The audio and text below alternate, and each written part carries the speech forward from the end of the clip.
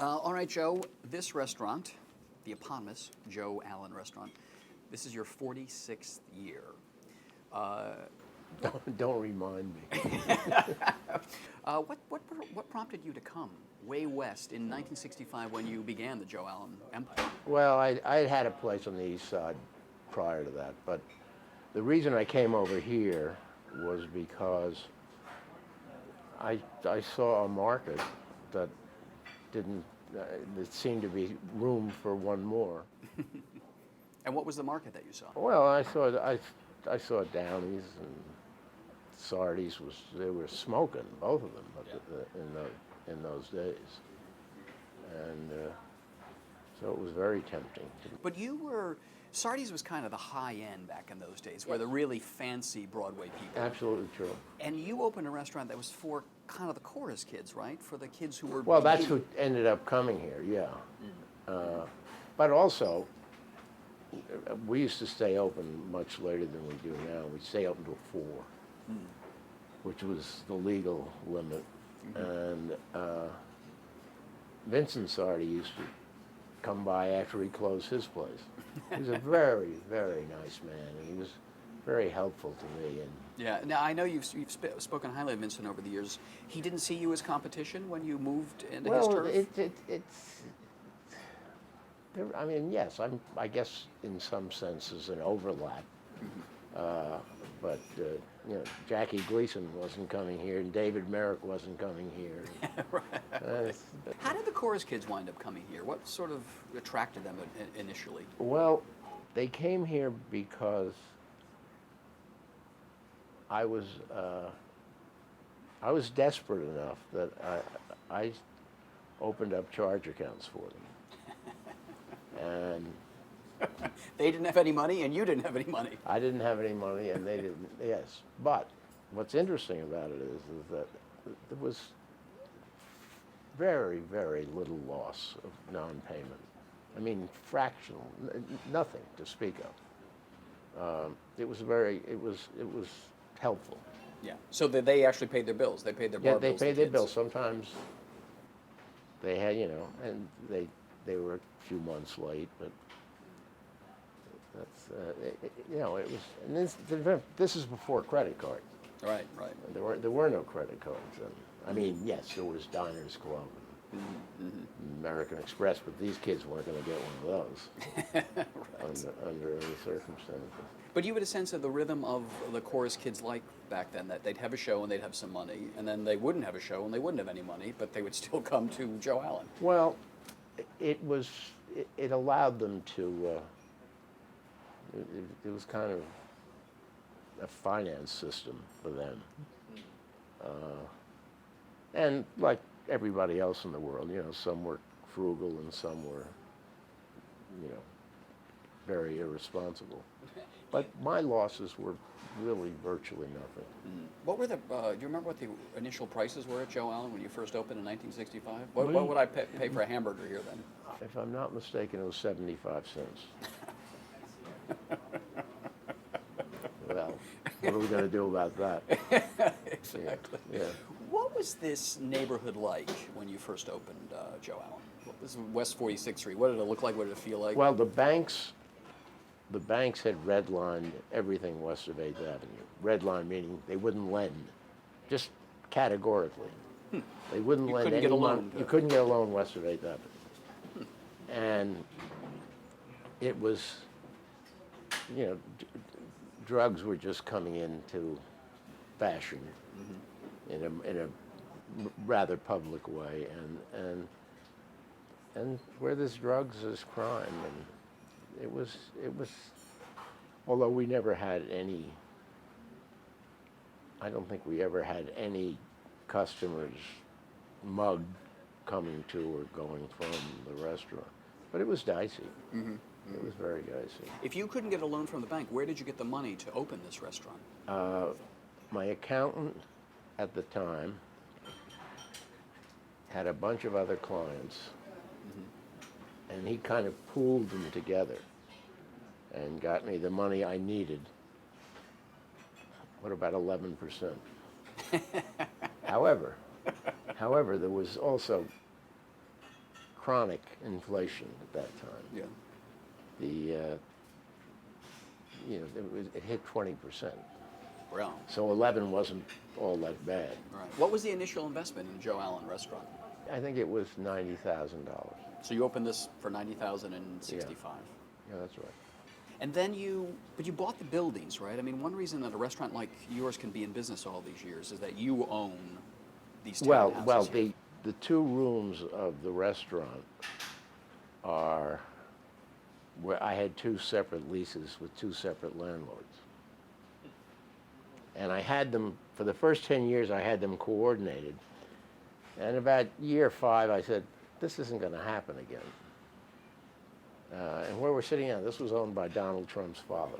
Right, right. You know, I said, it just won't happen again, and I bet I've got to buy these buildings. Well, there was no hope. The bank wouldn't lend any money, and particularly to restaurants. They're very reluctant to lend money to restaurants unless they're really super solid. Yeah.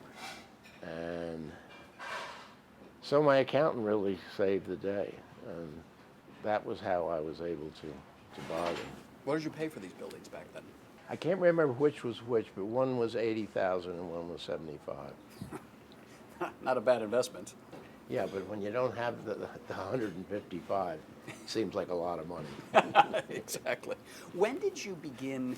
I mean, it's always a struggle opening a restaurant, and it seems to me that you were sort of hit or touch and go there for a while. When did you really find that you were on firm footing with this restaurant, and you could begin to expand with Orso and open restaurants in Los Angeles? Well, that came much later, but I would say I was probably 5 or 6 years into it here when I felt permanence.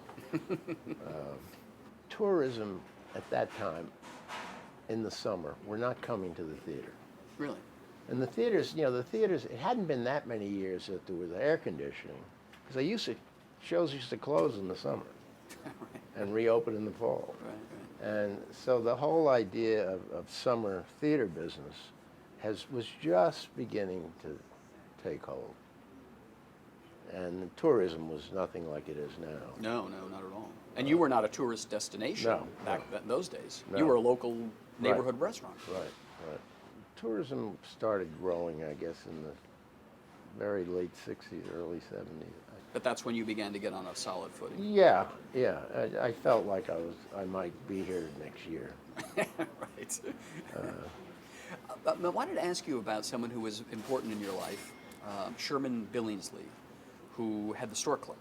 Well, he wasn't a moral leader. No, he was a bootlegger, I believe. He was a bootlegger, yeah. No. How did you come to know him, and what did you learn from him? What I learned from him he used to get he used to come and visit me when I had the place on the east side. Right. And he'd come in and he couldn't understand that there were all these young people and nobody had on a necktie. I mean, he was from some other age. Right. And he was a real character. But the time passed him by, just totally. Right. Well, he was from that sort of world where, in the store club, where people dressed up in the tuxedos. When they went to town. Oh, yes. Well, but you were coming along as a restaurant. Opening nights, everybody was in black tie. Right. Yeah. But when you were coming along with this restaurant, it was a more of an informality coming into. Well, yes, it was. I mean, my first place, and to a great extent this place, was the model was P.J. Clark's. Right. And which is where that was, society slumming, I guess you'd call it. And I worked there for a couple of years, 2 or 3 years. So were you a bartender at P.J. Clark's? No, I wasn't. I was a cashier. Oh, I see. That kind of informality was what was coming on. A lot of celebrities come to your place. Who was do you remember the first group of famous people who started coming to Joe Allen? Well, it was performers. Yeah. It was people in shows. The first summer we were open, we opened at the end of May. Terrible timing. half a sixpence was on. I remember that. And who were the sort of big name stars who started drifting over? Started maybe coming over from Sardi's. Did you start getting that crowd at some point? Well, yeah, John McMartin was an early customer, and continues to be to this day. Yes. And your friend Sheeta Rivera, was she an early customer as well? Not that early. Elaine Stritch she used to go there. Oh yeah. When she was still drinking. There must have been some interesting nights with Elaine here at. Well, yes. She brings her own fun with her. She could go all night long, I would imagine. And I remember one night, it was all, it was after the show, and it was all merriment and people laughing. And David Merrick walked in the door, and the whole room froze. And no one would raise their voice after that until he left. Oh, really? That's the kind of terror he inspired. Well, I mean, he was frightening, and particularly if you're working for him or might work for him. Was he a regular client of yours, David Merrick? No, not really. No, now and then. Swing by now and then, yeah. I happened to end up sitting next to him on a flight from Los Angeles to New York, and he was a really interesting character. At that time, he was contemplating buying the New York Jets. Really? It never happened, but he was thinking about it. But he was,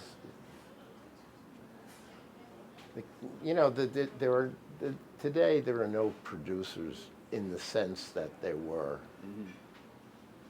And I mean, there was one producer, and if the show won the Tony, the one producer would get now it's a small village. That's right.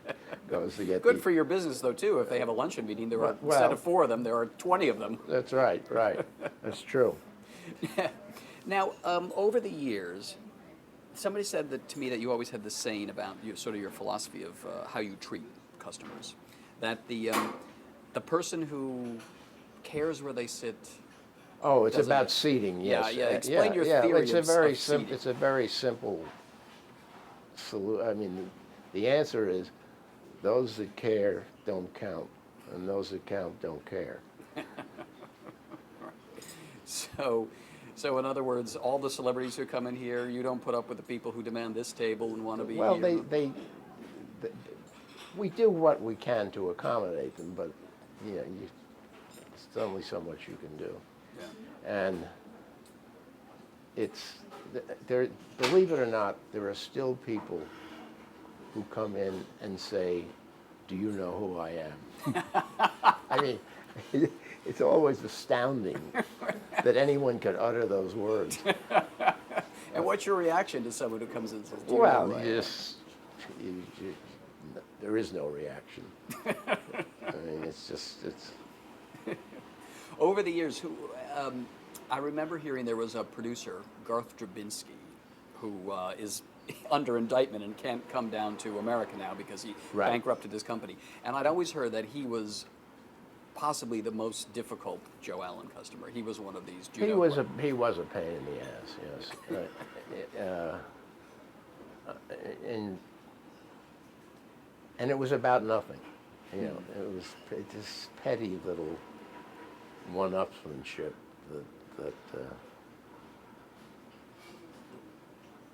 he got his hand caught in the cookie jar.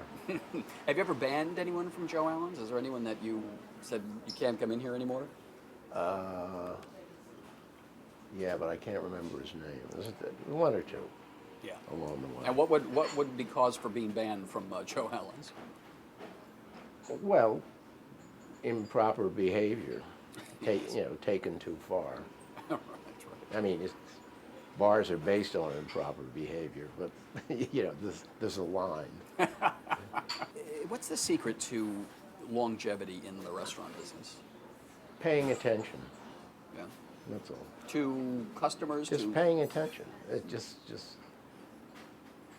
I think I don't think they'd admit it, but I think a lot of guys go into this business to meet girls.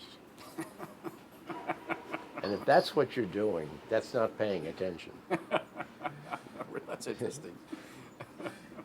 But you've met a few over the years. I mean, you've famously dated Cheetah and Elaine, so it's a part of the... Yeah, but not to the dismissal of my my restaurant. I mean, How has the theater world that you're such a big part of, how has it changed?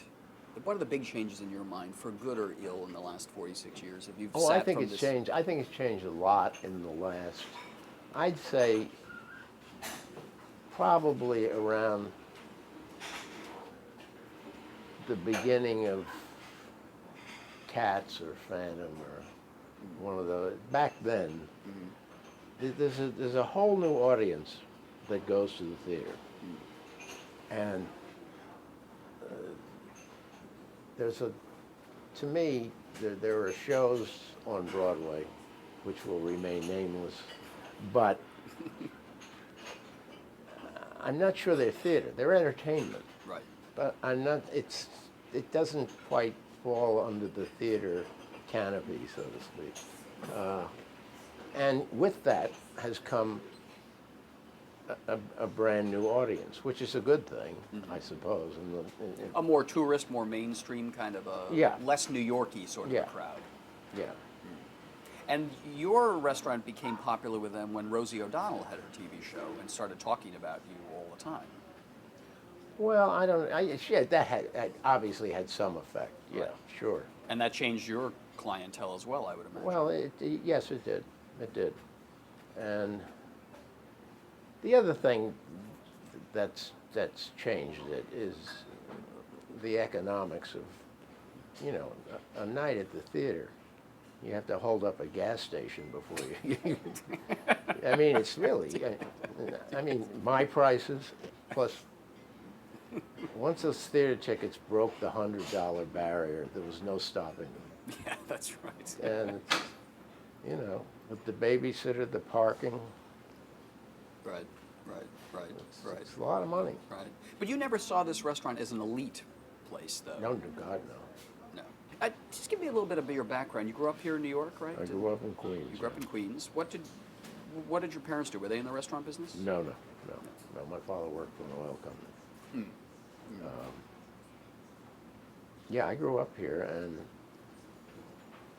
I worked down on Wall Street for a few years, and it wasn't working.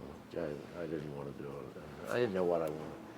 Then I went in the Army. When I came out of the Army, I was sitting around in P.J. Clark's, and Dan Lubezzo, who was then the proprietor, he said, "Look, why don't you come to work for me till you get a real job?" He said, "Because if you don't, you're going to end up hanging up checks. I'm going to get mad, and let's bypass all of that, and just come to work. And then, when you decide what you really want to do it." Then, when I went to work for him, I knew what I wanted to do. Really? You liked this business right away? Well, it's like going to a party every night. It's that's not the whole business, and No. there's also the the sous chef cutting off his finger, and you have to take him to the emergency room. There's that too. But and it's. But on balance, I was attracted to it. Mm-hmm. Give me a sense of what, when you worked at P.J. Clark's, what that world was like. Because that was the restaurant where a lot of the big journalists would go to. And everybody went there. Everybody went Everybody. It seemed, it wasn't true, but it seemed as though anybody who was in the headlines that day was there that night. It just was one of those, and it had a magical run there for a while. Yeah. I remember walking into work one night, about 5 o'clock, and the offices hadn't emptied yet, and it was sitting in the back room were Three different people, all waiting for someone else, sitting by themselves at three different tables. Mm-hmm. That was Marilyn Monroe, Frank Costello, and Hubert Humphrey. And I said, I guess I'm working in the right place. Curious, though, when you say P.J. Clark's had a great run for a while. It is true, it seems to me, that a lot of those great old places like P.J. Clark's, the Stork Club, Studio 54, things are hot for a moment and then they stop. Do you have any sense of why a restaurant flares up and then suddenly... No. Well, PJ's was always busy. Yeah. It was always busy. And they're still busy. There's busy. It's lost. First of all, you mentioned all these characters. They're all dead. Yeah. You know, the New York characters are no longer with us. Mm-hmm. And there was a guy who used to come in here that he was right out of Damon Runyon. He was a bookmaker. And he was right out of Damon Runyon. And those kinds of guys, I don't know, maybe they're somewhere else, but I don't see them. You don't see them anymore? No. Yeah. No. But I guess that's New York losing some of the old character, though. Well, I think New York has changed a lot. Right. And, but I'm an old person now, so that's what old people say. but it's also true. That's right. You've been around bars your whole life. Can you give me a sense of how has the drinking culture changed? Well, I guess around in the late 60s,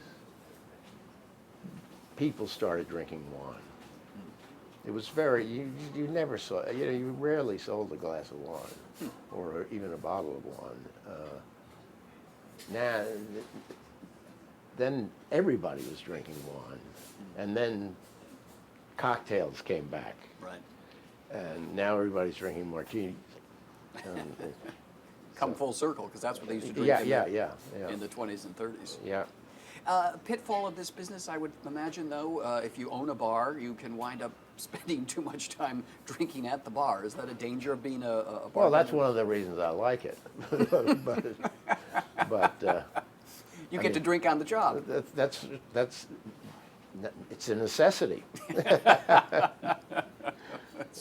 right. Oh yeah. Oh, but you can get in trouble. Yes. And I have, and I will again. But you try to keep your thumb on it a little bit. Right. Have you ever had any offers to buy you out completely? Somebody to take over the Nobody. whole... No. No one's ever come to buy Joe Allen out? Not the whole. The whole thing. The whole enterprise. No. Would you ever have considered selling and cashing out? And Oh, of course, there's a price for everything. Probably not one that would be offered, but no. what when you're no longer sitting at the bar, what will become of these restaurants that you created? It's hard to say. My children, who were both in the business, want no part of it anymore.